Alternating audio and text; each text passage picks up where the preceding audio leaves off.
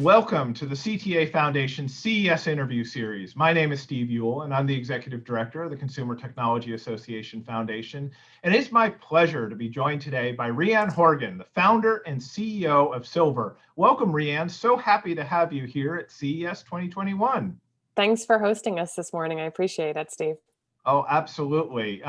First off, for those that don't know about Silvur, can you share some more about the work that you're doing?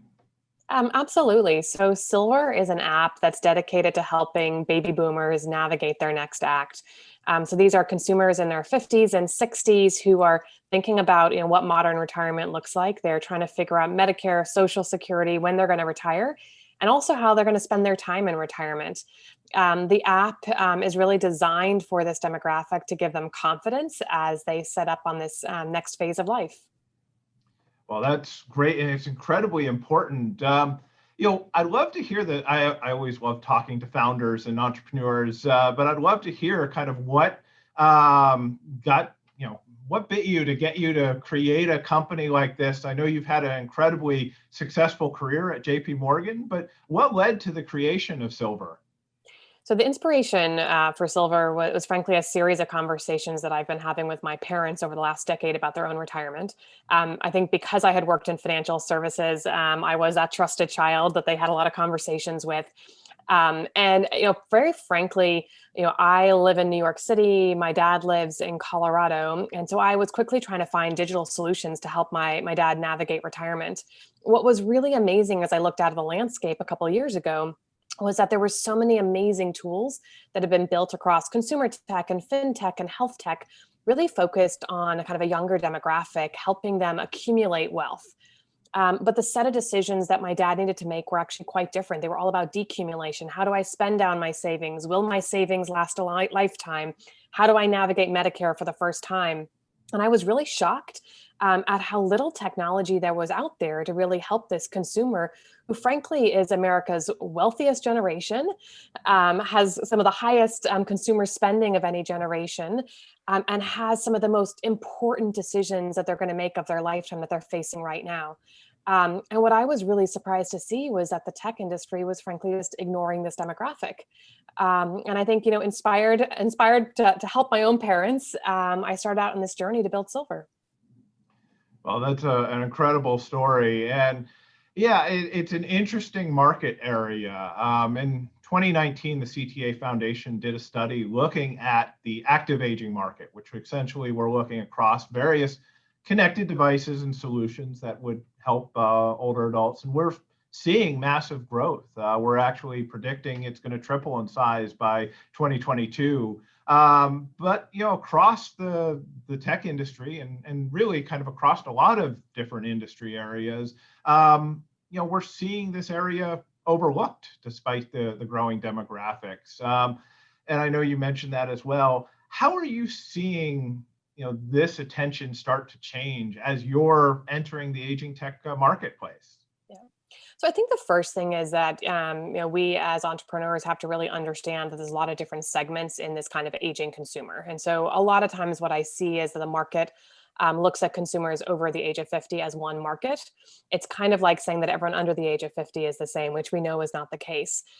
So for us, we really focus in on this consumer who's been, in their 50s and 60s. They have this new set of decisions they need to make at this very significant inflection point. And what we see is that this consumer is really digitally savvy. In fact, their digital behavior looks a lot more like Gen X than most people give them credit for. But what's interesting about this consumer is that they started out using computers in the 80s. So their starting point was actually, using a PC, and then they moved into the mobile devices. And so as a result of that, what we see is that this consumer really navigates technology differently. What we think is really intriguing is that in a world where, in particular, the kind of assumption for any product built for a millennial is that you need to give them an answer in a couple of seconds, what we actually see is that this consumer wants to spend a lot more time with you than we would have ever expected. And that's because these are really serious decisions that they're making. These consumers have been buyers of financial and health products for over 40 years, and they know the consequences of getting a decision wrong. And so the thing that we've really realized is that you have to spend a lot of time with this consumer, not only to understand the decisions they're making, but how they make their decisions and how they will interact with technology to help empower them. I think a lot of us probably look at our parents struggling with certain apps or websites, and you kind of that picture of like your parent, like tapping at the phone or whatever isn't working. And what I would encourage everyone to really think about is that oftentimes when your parents or a family member is struggling with technology, it's not that they don't know how to use technology, it's that the technology wasn't designed for them. And so most of the UX that's being done is being done with younger consumers in their 20s and 30s, and their patterns are radically different than the way a 50-year-old or a 60-year-old navigates apps, webs, etc. Oh, absolutely. And that is one of the challenges. And it's one of the stereotypes that really exists out there of, older adults don't use technology. And yet that really isn't necessarily the case.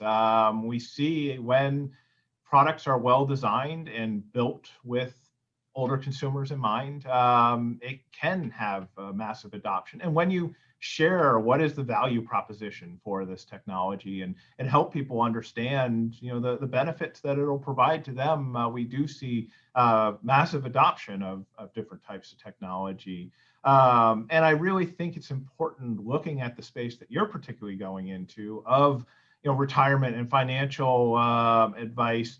I'd love to hear a little bit more about because retirement and financial is such an important piece of planning for retirement, and there's so many questions that people just don't know of, have they saved enough? Are they, doing the right things in their planning? And we're all living longer, so there's a great opportunity to be able to enjoy our retirements for a longer period of time. How is your service really helping people make those plans? So Steve, you've hit on the core of what our customers' concern is, which is outliving their savings. So our customer is afraid of running out of money in retirement. They are the first generation that's really funding their retirement out of their own savings. So at the heart of our app Silvur, we give every customer a free retirement plan that helps them understand what their retirement income will look like. At the heart of that plan is a retirement score. That score tells you up until what age your savings will last. So Steve, you would fill out a profile, answer a few questions, and we would give you an estimate of how long your savings are going to last. And let's say that estimate is 85 years old. For you, that might be a good number. For me, that might be a bad number. Every individual is going to have a different reaction to what that number means. But at the heart of what we do at Silvur is we really try to be human in a world that sees numbers. So you can imagine that there is a very sophisticated algorithm that is making this prediction for our customers. But by helping our customers think about that longevity in a simple age, it really gives them that aha moment around whether or not that they're on the right track. We then give our customers some very I would say tangible recommendations on how they can make their savings last longer. So for example, it might be delay retirement, it might be add part-time income in retirement. In the world of COVID, we're seeing a lot of our customers have reduced their spending, so showing them the power of reduced spending. It also might be changing your government benefit selection. So all of what we've done there is really get to the heart of this customer's fear, which is running out of money. The second thing that we do in the app is we help our customers do their research. What we know is this customer spending a lot of time researching their decisions, and they often end up on government websites, which, just yesterday I was talking to a consumer who just said, look, these websites, it's like government speak. Like, I don't understand it. There's, 10 calculators on the Social Security website. Which one am I supposed to do? Like, navigating Medicare for the first time doesn't really give a lot of consumers confidence. At the heart of this content is really giving them the confidence to be comfortable making the decisions. And the final thing that we do is we have a retirement store, and the store connects our customers with the products and services that they're going to need in retirement. So let's say you're navigating, Medicare for the first time. We've got a partner that'll help you navigate Medicare. If you're pre-Medicare and you're looking for like a bridge to Medicare solution, a partner that will help you actually navigate the exchange. Let's say you're a customer who's thinking about downsizing your home and you're buying a new home, you're gonna need new home and auto insurance. What I get really excited about in the store is that we help our customers understand the connection between these financial purchases that they're making and how they impact their score. So for example, by shopping your home insurance and saving $500 or $600 a year, that can add 6 months onto your retirement score. And so everything that we're doing is all about like, how do we make your money last longer? That for this generation that owns their savings for the first time and doesn't have that company pension to rely on, giving you confidence that your savings are going to last a lifetime is really important. Is a really important goal for this customer. Importantly, it also allows them to have confidence to go out there and live their best life. Because what I get most excited about is that this customer is like redefining the expectations of aging. They have a lot of things they want to do. They want to travel, they want to start new businesses, but they can't do any of that if they don't have the confidence that their savings is going to last a lifetime. That's incredible. And it really is. It's such a needed piece, because those are often the questions we hear when we're talking to older adults are, how do I make my money last? And how do I, navigate all the different pieces that you suddenly need to be an expert in, the different choices and options with different government benefits and others. So it's incredible to have that resource right there and available for people to use. I'd love to, oh, go ahead. I was going to say, I just want to kind of focus in on this, like the complexity. And this is where I think technology has this real opportunity to simplify and empower the customer. When I first started learning about Social Security, I went to Barnes & Noble and bought a 300-page book on Social Security. And as I was falling asleep reading the book, I thought to myself, like, how can you expect the average consumer to succeed if it takes 300 pages to understand your foundational government benefit? And by the way, Social Security is most of our consumers' largest financial asset. It's over 50% of their retirement income. It can add up to over $500,000 in lifetime income. So this is a really important financial decision. But today we're expecting the consumer to read a 300-page book to figure it out. This is a classic example of like where the wealthiest and most sophisticated Americans will figure out how to arbitrage the system. And those that actually need this government benefit the most are being left behind. And that's when we think about the power of technology and designing an app, like, how do you make these decisions much more intuitive for a consumer to navigate so that we can help them make better choices? It goes back to, again, our core value at the company: be human in a world that sees numbers. I don't need the average person to read a 300-page book on Social Security. We can build user-friendly technology that helps them navigate these decisions.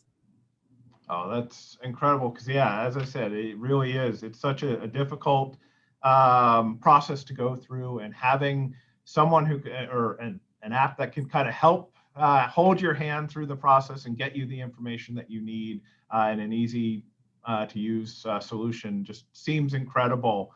I'd love to pick your brain as a entrepreneur building a business in the aging space. One of the questions I often get from people who are building technologies is, how do they reach investment as they try to build their businesses? And often they run into the traditional venture capital firms and get told, okay, if you're in aging, you're either a healthcare company or you're a general consumer tech company, and they kind of get bounced back between the two. Now that you're coming out of a financial background, but also building a company in this space, how are you seeing that change and the interest in this space?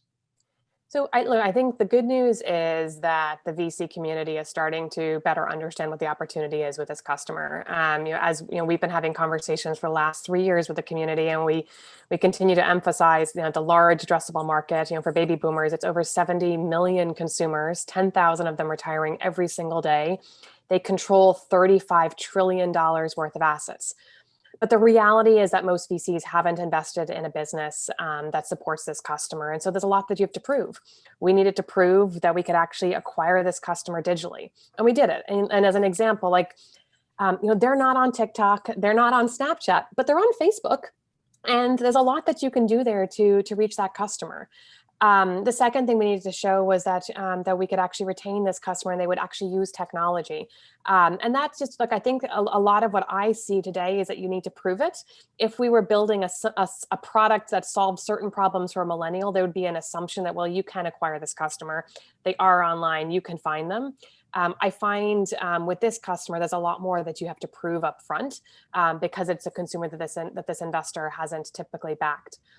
What's interesting here, though, is that we have there's a lot of strategic investment arms of incumbents who really understand the customer, right? Their business may not be digital, but they know how valuable the customer is. And so this is a place where I actually think there's some like really interesting opportunity to think about strategics as well as VCs as part of your capital structure.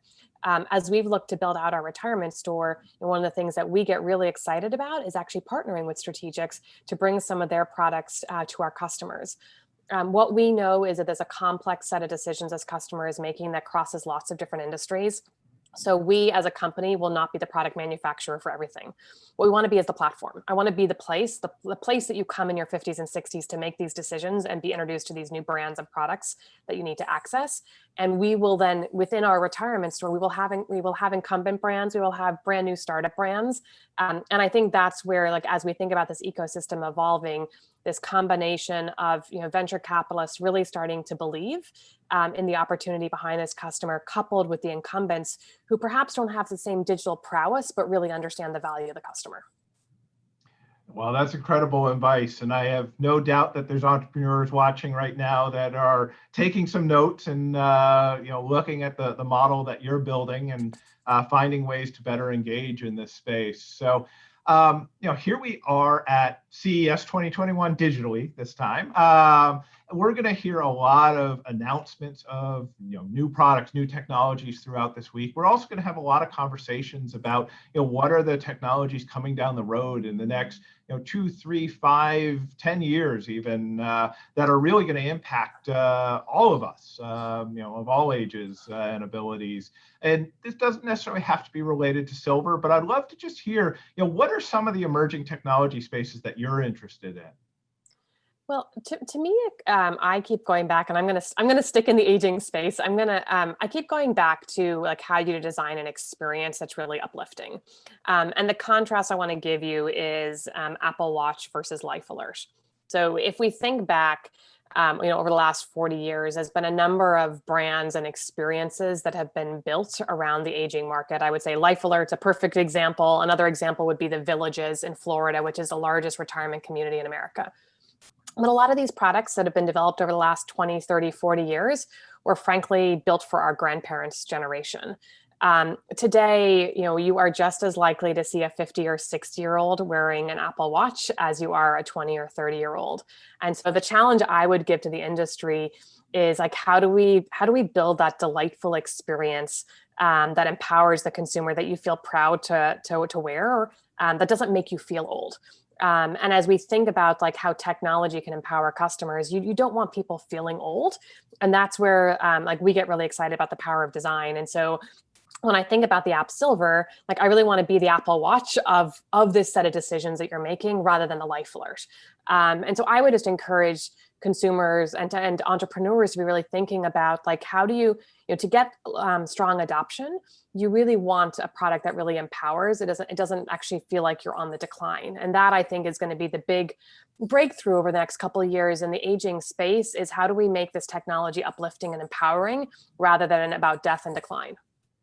Absolutely. Well, and I do think that is something we're seeing more and more attention paid to, but there's still a ways to go to get everyone there. So it's great to see apps and companies like Silvur that are addressing this and really showing the opportunity to address a wide market and meet the needs of consumers with what they're looking for. If people want to learn more about Silvur or sign up to use it, where should they go? Yeah, so you can find us in the App Store. It's Silvur, Silvur, or on our website, which is www.silvur.com. You can download the app for free, get a free retirement plan and a retirement score. And again, our goal at Silvur is to meet this customer where they are, empower them on this next set of decisions that they're making, and really help them live their best next act. Well, that's incredible. Rhian, it's a real pleasure to talk to you, and I'm really excited to see you continue to grow Silvur and meet the needs of older adults across the country. So thank you so much for all the work you're doing and for joining us here at CES 2021. Thank you very much, Steve. And for the audience, if you're interested in learning more about the CTA Foundation, you can go to ctafoundation.tech. And thank you. Have a wonderful CES 2021.